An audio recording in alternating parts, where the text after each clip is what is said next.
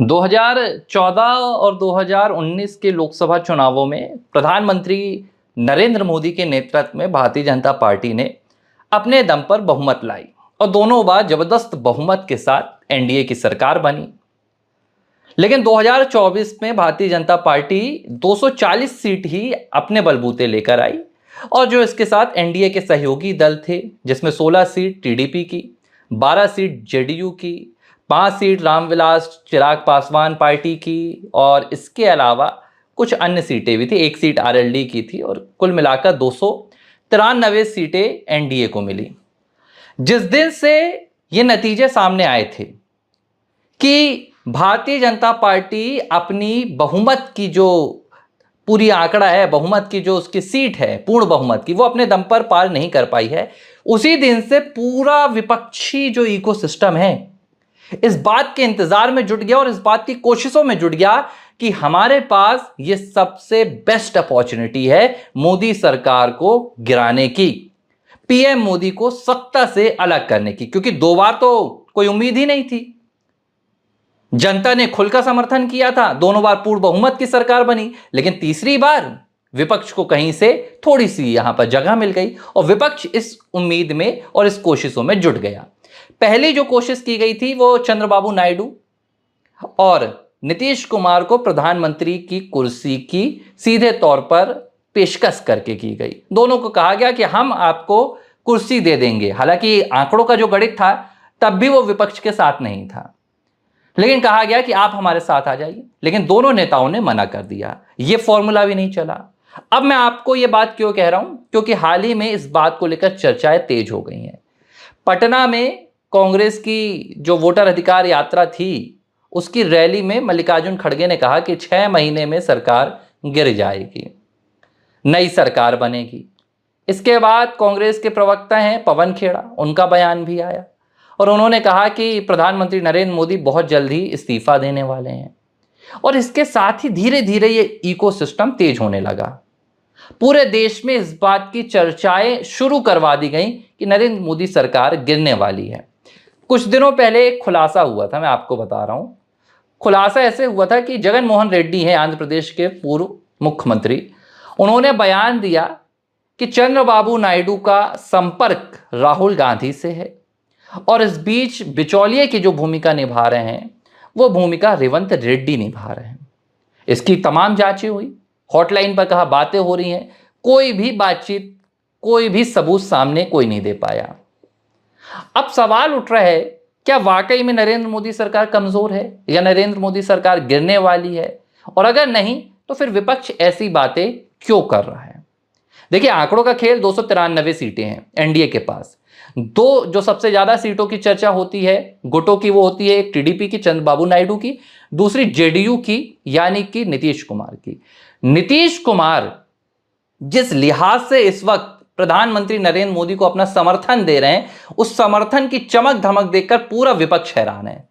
नीतीश कुमार हर मंच से दुहाई देते हैं पीएम मोदी की और अपने समर्थन की उनको, और दूसरी ओर चंद्रबाबू नायडू भी यही काम कर रहे हैं। दोनों नेताओं को तोड़ने की जितनी कोशिश की जा रही है, उनका विश्वास पीएम मोदी के प्रति उतना बढ़ता जा रहा है। अब दूसरी बात, जिस लिहाज से जो फैसले लिए जा रहे हैं, चाहे फिर वो ऑपरेशन सिंदूर रहा हो, चाहे फिर वो जो हाल ही में विधेयक लाने की तैयारी चल रही है दागी मंत्रियों के खिलाफ, प्रधानमंत्री के खिलाफ, गृह मंत्री के खिलाफ या मुख्यमंत्रियों के खिलाफ, वो कानून हो, वक्फ पर कोशिश की गई कि जेडीयू और टीडीपी बिखर जाएंगी, लेकिन वो भी नहीं हुआ। तो फैसले तो ये बता रहे हैं कि नरेंद्र मोदी सरकार तो भैया अपने 2 कार्यकाल से ज्यादा मजबूत नजर आ रही है। अमेरिका से लेकर पाकिस्तान, चीन, हर देश इस वक्त पीएम मोदी की ताकत का लोहा मान रहा है। दुनिया में तो ये चर्चा बंद हो गई है कि क्या वाकई में पीएम मोदी और भारतीय जनता पार्टी की ये एनडीए की सरकार है, पूर्ण बहुमत की सरकार नहीं है। क्योंकि दुनिया में किसी देश की ऐसी सरकार नहीं होती जिसके पास अपना खुद का बहुमत ना हो और वो इतने बड़े फैसले ले रही है। तो फिर ये सरकार गिराने की चर्चाएं कौन करवा रहा है? ये चर्चाएं करवा रहे हैं राहुल गांधी। राहुल गांधी ने ये प्लानिंग की है। राहुल गांधी ने कहा कि पूरे देश में इस बात की चर्चाएं फैला दो कि यह सरकार गिरने वाली है, ताकि जो सरकार के प्रति जनता का विश्वास है वो कमजोर हो। जाहिर सी बात है, जब देश में ऐसी चर्चाएं शुरू हो जाएंगी कि भाई सरकार के पास ताकत नहीं है, तो जनता का जो विश्वास है वो सरकार के प्रति कमजोर हो जाता है, और उस कमजोरी का फायदा उठाना चाहते हैं राहुल गांधी चुनावों में। अब आप असलियत को समझिए कि कांग्रेस पार्टी के साथ क्या हो रहा है। दरअसल कांग्रेस की अपनी जो सरकारें हैं, वो तीनों सरकारें कांग्रेस पार्टी की अपनी सबसे बड़े संकट से जूझ रही हैं। हिमाचल प्रदेश में प्रतिभा सिंह ने सीधी बगावत कर दी है और उन्होंने साफ कह दिया है प्रदेश अध्यक्ष का पद मेरा रहेगा, और अगर मुझसे यह पद छीना जाएगा, चर्चाएं हैं, उन्होंने कह दिया है अगर ये पद मुझसे छीना जाएगा तो फिर हिमाचल में कांग्रेस की सरकार नहीं रहेगी। नतीजा ये आ रहा है कि वहां अब तक कांग्रेस पार्टी ने अपने नए प्रदेश अध्यक्ष का ऐलान नहीं किया।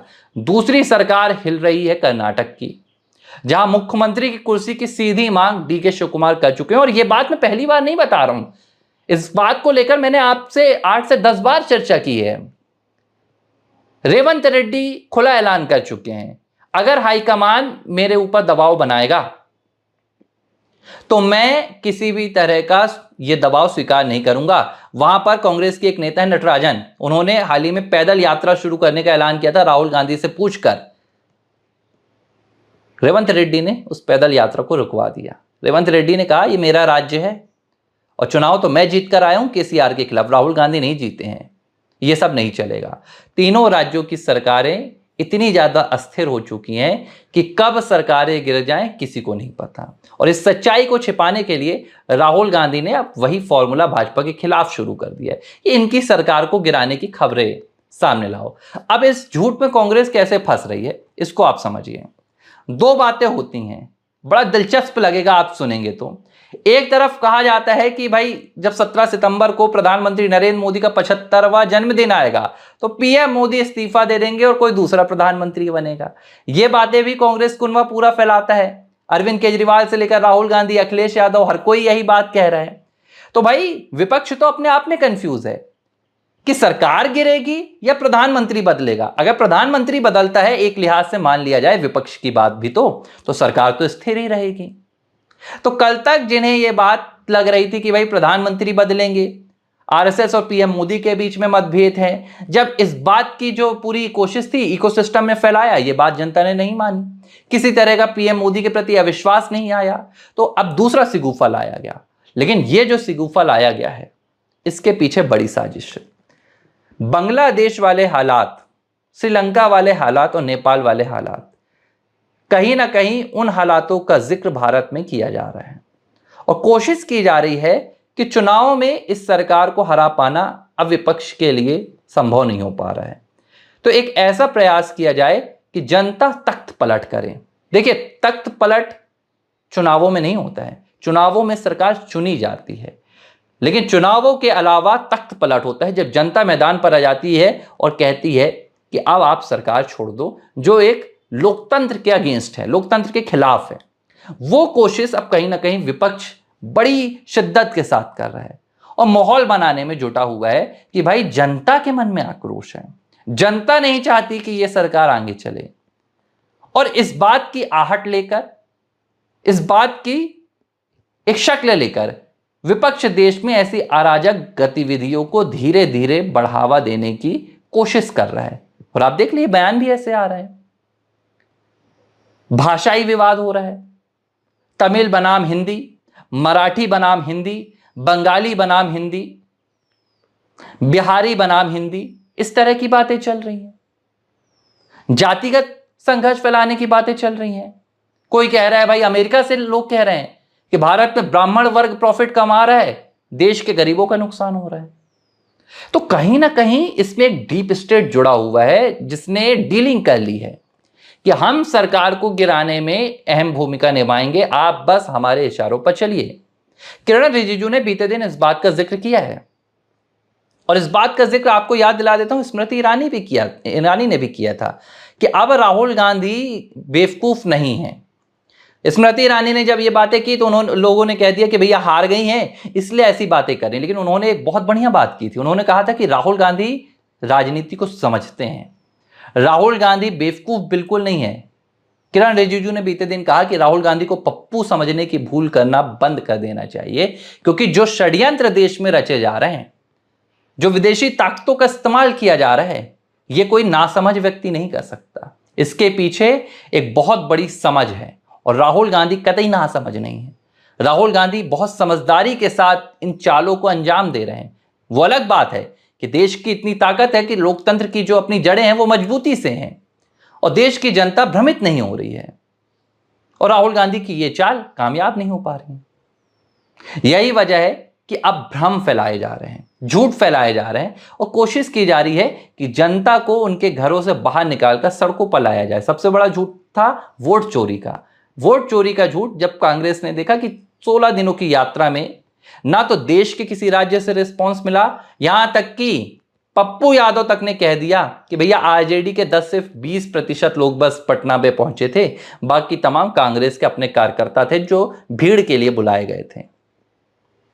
इसीलिए आखिरी दिन सरकार गिराने के दावे किए गए कि भाई अब नया कुछ शुरू करो और जनता को कैसे भी जोड़कर लाओ। राहुल गांधी कह रहे हैं अब हाइड्रोजन बम फोड़ूंगा।